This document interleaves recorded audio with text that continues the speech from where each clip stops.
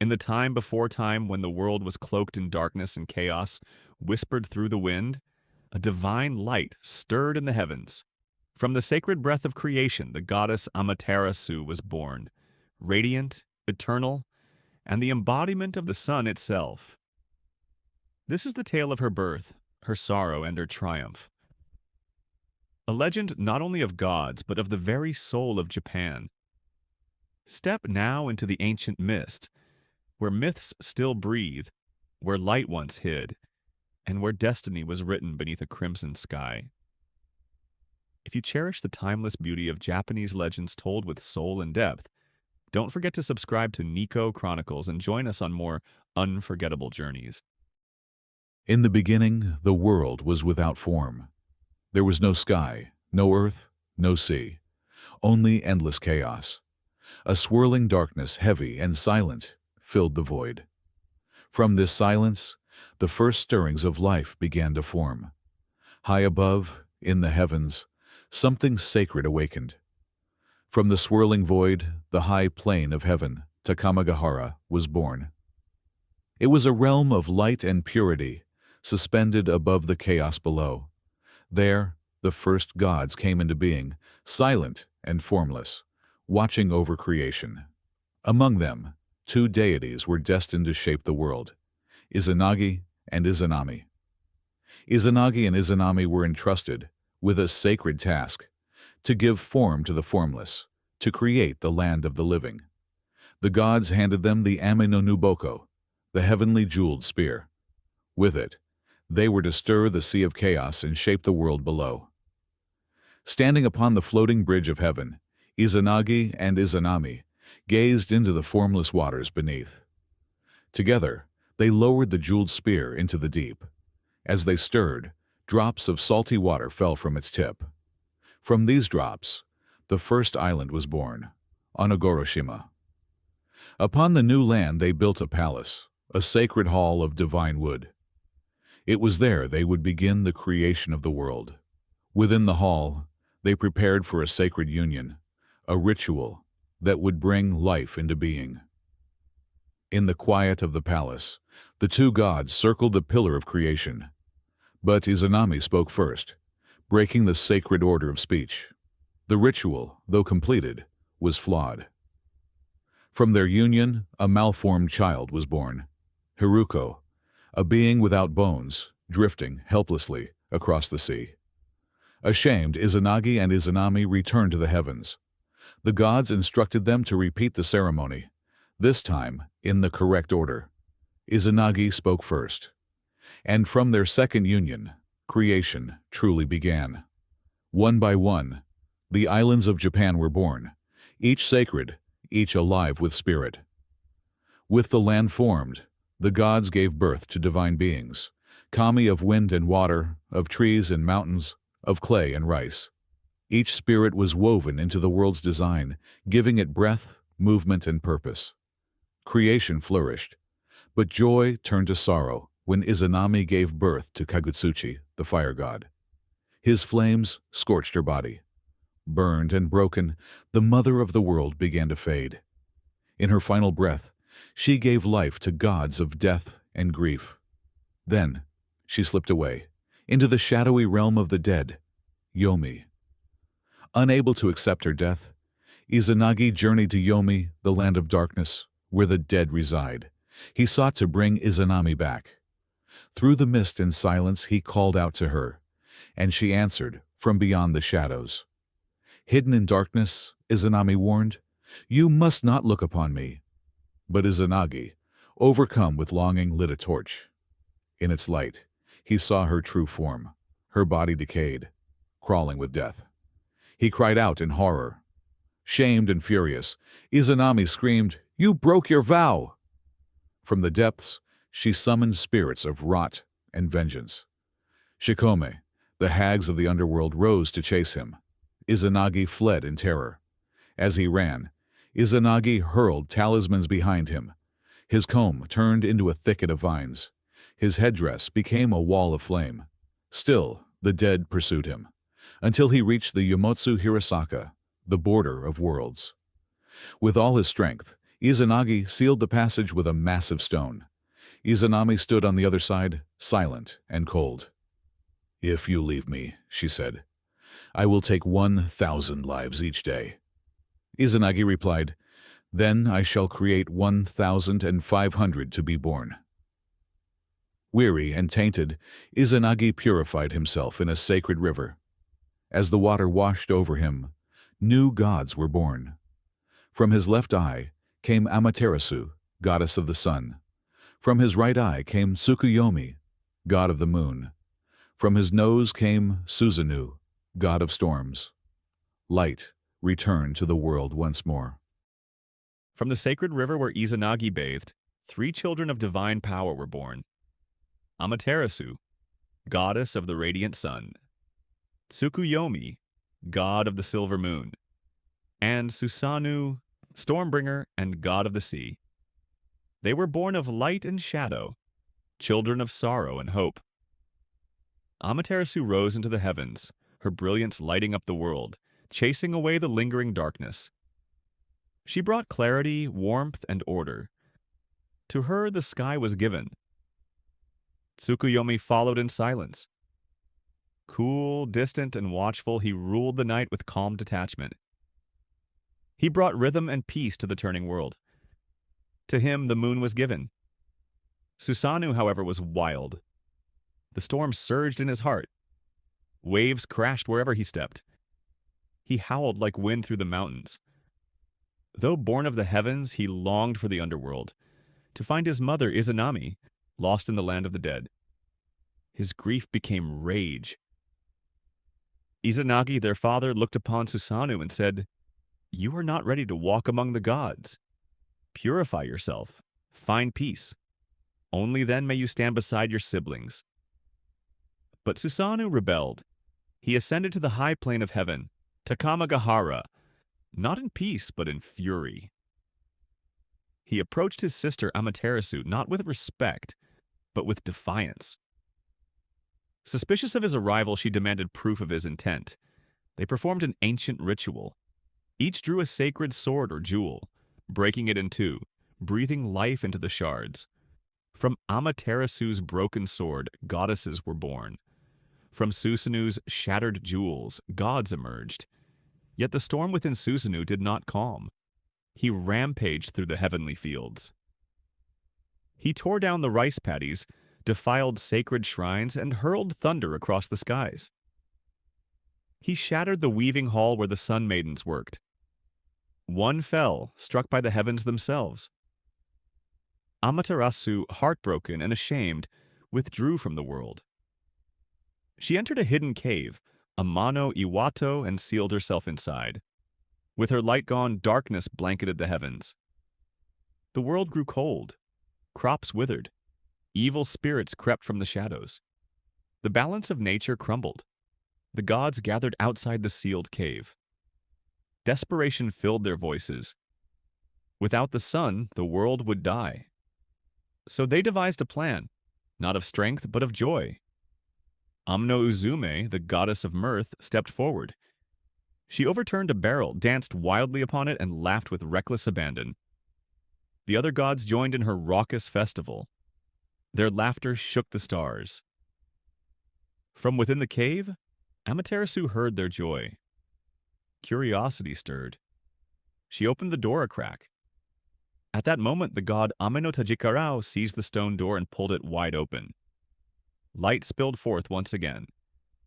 Amaterasu emerged radiant and cautious. The world breathed once more. Shamed by his actions, Susanoo was cast out of the heavens. Stripped of his divine rank, he descended to the earth, a realm of mortals, beasts, and mystery. There, in the province of Isumo, he wandered until he heard a cry carried by the wind. It was a family, an old man, a woman, and their last daughter, trembling in fear. For 7 years they had sacrificed one daughter per year to a great serpent, Yamata no Orochi, a monstrous beast with 8 heads and 8 tails, its body stretched like mountains, its breath stinking of blood and thunder. The 8th daughter, Kushinada Haim, was the last. Susanoo looked upon her, and a spark of compassion stirred in his stormy heart. He made a plan. He transformed the maiden into a comb and hid her in his hair. Then he built 8 great vats of sake, strong enough to fell a god, and placed one before each of the serpents' heads. When Yamata no Orochi arrived, it drank deeply from each vat. Its movements slowed, its head swayed, drunk with the sacred brew. And then Susanoo struck. He raised his blade and began to cut. One by one the heads fell. Thunder roared. Blood soaked the earth. At last the body collapsed. From its corpse he pulled a blade, gleaming, curved, unearthly. It was the Kusanagi no Tsurugi, the grass-cutting sword, a gift of fate, a symbol of divine strength and redemption. Susanoo offered it to Amaterasu as a gesture of peace. It would one day become one of the 3 sacred treasures of Japan, and thus the balance of heaven and earth was restored. The sun rose once more. The moon drifted in rhythm. The storm had passed for now. But deep in the shadows where gods once fell, new destinies were forming. The sun shone once more over the land of the living. The world once shrouded in darkness and chaos now danced in light and rhythm. Heaven was restored, but the earth still lay in disarray. Its people scattered, its kings unjust, its seasons unbalanced. From her radiant throne, Amaterasu looked down upon the mortal world. She saw a land that yearned for guidance, a realm in need of order, harmony, and the divine touch of heaven. And so she made a decision, a decree that would shape the future of Japan forever. She summoned her grandson, Ninigi no Mikoto. Young and noble, born of celestial blood, Ninigi stood beneath the gates of heaven, his heart steady, his spirit pure. He would be the one to descend, to bridge the heavens and the earth, and to begin the age of sacred rule. To him, Amaterasu entrusted the 3 sacred treasures, the Yata no Kagami, the mirror, symbol of wisdom and truth, the Yasakani no Magatama, the jewel, symbol of unity and mercy, the Kusanagi no Tsurugi, the sword, symbol of courage and strength. With these, she said, rule not with power alone, but with clarity, compassion, and honor. Ninigi bowed low, and with the gods at his side, he descended from the high plane of heaven. Through the floating bridge of Takama no Hara, past clouds and stars, he crossed into the land of Ashihara no Nakatsukuni, the central reed plain, the earth. The sky rippled as he landed. The birds cried out. The mountains bowed. He stepped onto the soil of Kyushu. But the land was not yet his. The earth was already ruled by a god, Okunanushi, the lord of creation and protector of the land. Wise and powerful, he had brought peace to the spirits and harmony to the fields. He had walked among humans, guided animals, and calmed rivers. When the gods of heaven demanded the land, Okunanushi did not raise his sword. He did not speak in anger. He smiled calm and knowing and stepped aside. I will leave this land to the child of the sun, he said, but my heart will remain, hidden in its roots, whispering to those who listen. Thus Ninigi took his place. He planted rice in sacred soil. He built shrines that echoed the harmony of the stars. He walked the valleys and seas, offering blessings and balance. And from his line, through time and trial, would one day rise Emperor Jimmu, the first emperor of Japan, mortal yet divine. The world of gods had touched the world of men. But with the light of heaven shining on the earth, so too did the shadows grow deeper. In forgotten forests, ancient spirits stirred. In distant mountains, demons plotted revenge. The age of man had begun, but so too had a new age of myth. And thus the chronicles continued. From the bloodline of heaven, through the generations of sacred rulers, there arose a man with the heart of fire and the gaze of the rising sun, Jimmu, great-grandson of Ninigi no Mikoto. He was not born in a palace, but among forests and rivers. His voice echoed through valleys. His footsteps stirred beasts and spirits alike. He carried the legacy of the gods, but to claim his destiny, he would need to forge it through blood and storm. The land of Yamato, rich, fertile, and central, was the destined throne of his future. But it was far. Mountains loomed, tribes ruled fiercely, and the way was cursed with monsters, chaos, and gods that had long fallen into shadow. Jimmu gathered his brothers and followers, warriors of divine blood, hunters of the sacred forest, men and women who believed in the dawn. He held the Kusanagi no Tsurugi, the blade born of Orochi's fall. It pulsed with the spirit of Susanoo and the power of storm. Their journey began from Hyuga, across thick jungles, stormy seas, and cursed mountains. They fought beasts with burning eyes, faced rivers that spoke, and crossed paths with earth deities who demanded tribute, riddles, or sacrifice. His brother Itsus was struck down in battle by the chieftains of the east. The loss tore the heavens in grief, but Jimmu did not falter. In a dream, the sun spoke to him. You walk westward, away from your birthright. Turn to the east. Walk where the light rises. Obeying the divine voice, he changed course, and with it, fortune returned.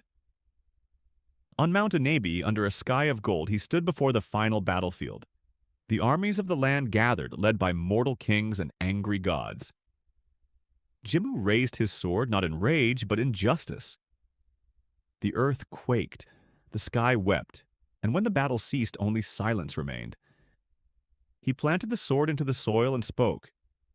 From this land a nation shall rise, one of balance, one of spirit, one of harmony between heaven and earth. Thus, in the first year of Japan's time, Emperor Jimmu became the first sovereign of the Yamato people. He was not just a ruler, but a symbol, a bridge between God and man, a flame that would never die. The age of emperors had begun.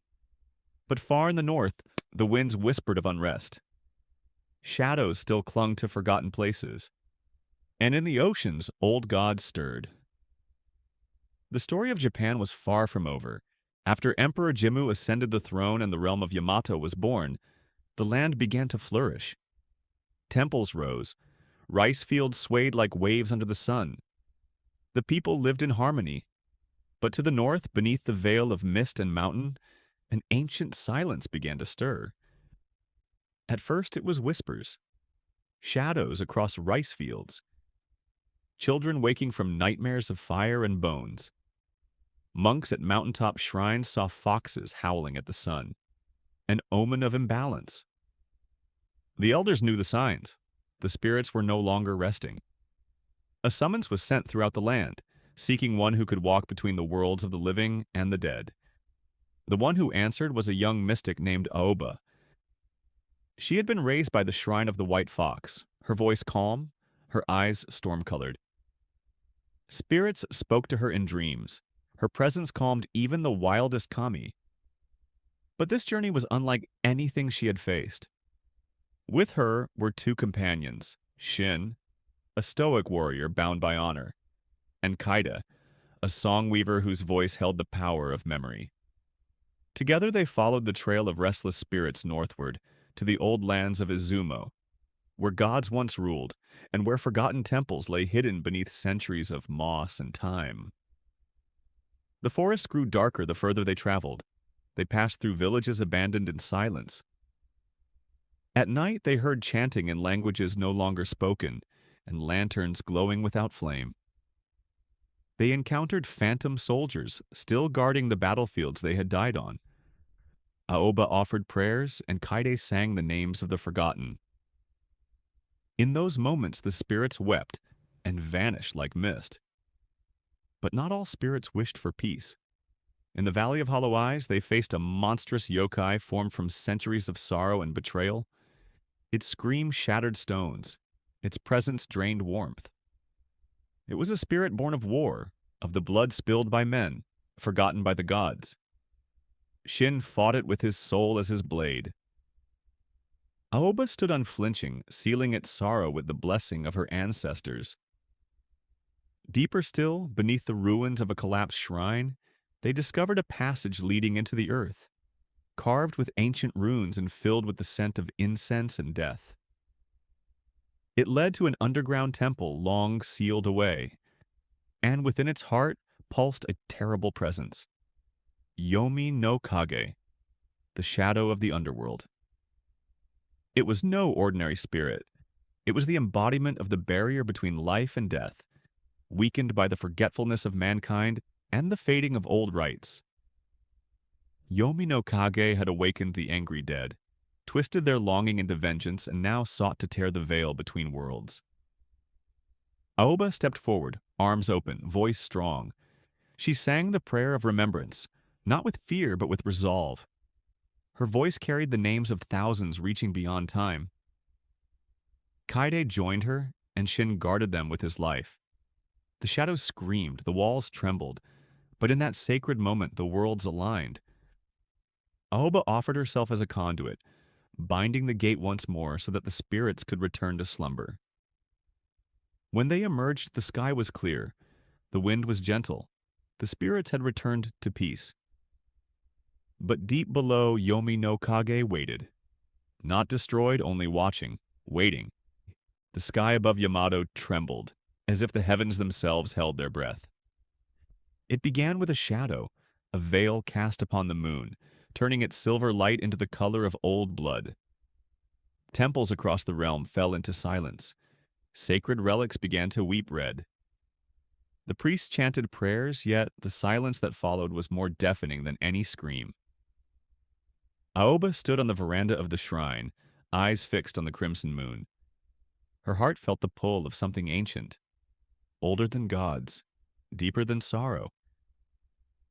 In her dream that night, the white fox spirit returned. Its fur shimmered under moonlight, and its voice echoed through the hollow wind. He who once betrayed heaven has returned. The oath is not forgotten. The debt is not forgiven. When she woke, she knew this was no vision. It was a warning.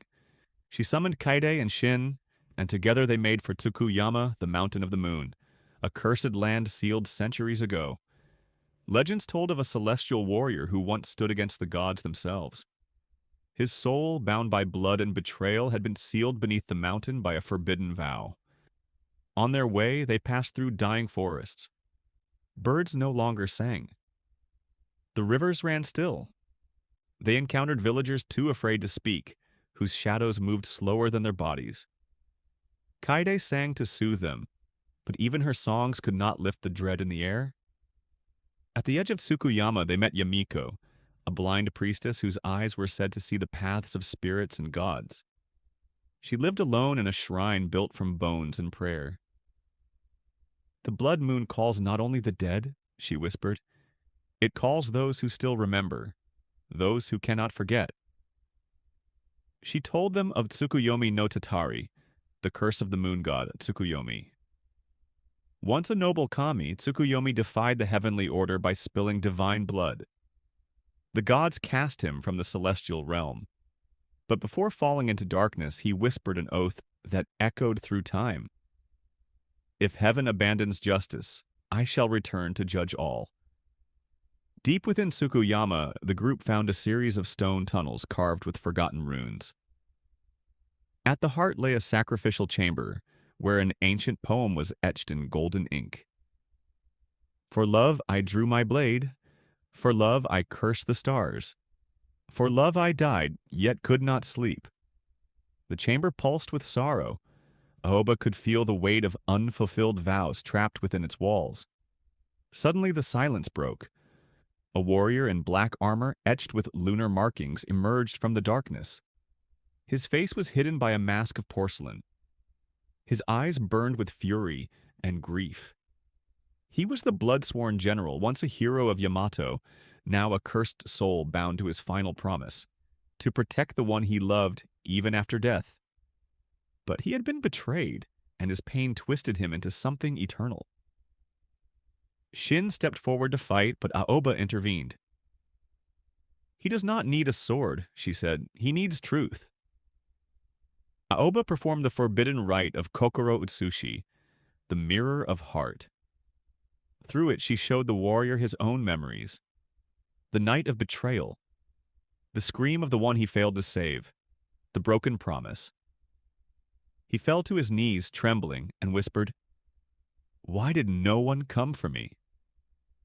Aoba knelt beside him. "Because the world forgot? But I will not."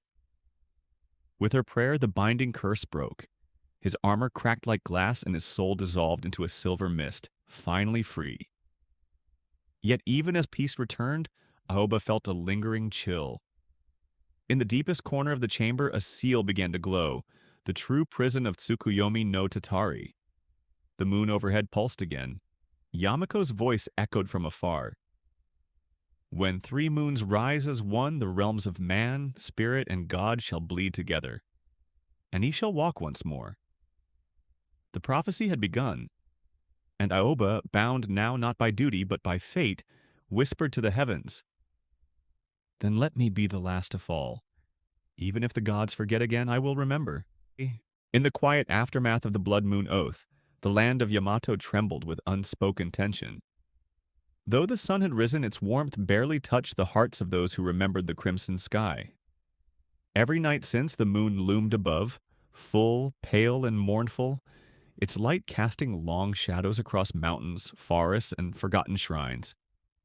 The people whispered of dreams, dreams in which the 3 tiers called out, the tear of stone, the tear of silver, and the tear of blood. Their voices, woven of sorrow and hope, echoed through the collective soul of Yamato. Inside the sacred shrine nestled high upon Mount Kagura, Aoba stood in solitude before the ancient altar. Her hands trembled slightly as she held the orb of tears, now fused into one. Stone-gray veins pulsed beside silvery swirls in a flickering crimson heart. It was a vessel of memory and judgment, of sorrow and unity. She traced the runes upon the altar with reverence, each mark igniting softly under her touch. The air itself vibrated with anticipation. Kaide entered, her voice already rising into chant. Her melody, a sacred hymn taught only to shrine maidens, wove through the air like wind through bamboo. Shin, ever the vigilant protector, lit the sentinel braziers around them. Their flames responded as if sentient, casting shadows that danced in rhythm with Kaide's song. Together they formed a perfect circle around the orb. "This ritual," Oba whispered, "is not to bind, but to heal. We summon not power, but truth. The tears will reveal the legacy we must honor." As the final rune flared to life, the orb pulsed and unleashed a prism of light. Gray, silver, red, each beam an emotion, a memory. Images surged forth, a battlefield long forgotten where samurai fought beside spirit wolves. The founding of Kaoshu with Ninigi descending from the heavens, bearing his blade of light. The goddess Amaterasu kneeling in grief, her tears giving birth to mortality itself. Then the visions twisted, becoming darker. The first betrayal, the moon god Tsukuyomi's fall, the binding of the underworld, and finally the blood moon oath, forged in desperation. From the edges of the shrine, darkness crept. A chilling wind swept through the sanctum. A shape began to form. Yomi no Kage, the shadow cast from the underworld's deepest sorrow. Its body was not flesh but smoke and screams, and its voice was a chorus of lost souls. "You awaken memories long buried," it hissed. "But you forget me. What of my pain? What of the blood spilled in silence?" Aoba stepped forward, undeterred. "You are not forgotten, but vengeance is not remembrance." With a roar, Yomi no Kage surged forward. The shrine groaned, its pillars turning to bone, its braziers now torches of black fire. Shin drew his blade, prepared to defend, but Aoba raised a hand. "No," she said. "This burden is mine." She stepped into the heart of the orb's light, which expanded to surround them both. Inside this luminous realm, time bent. The past, present, and possibility collapsed into a single truth. "You were Tsukuyomi no Tatari," Aoba said softly. "Moonborn, once divine. You sought justice, but in grief you became shadow. The creature flinched. I remember.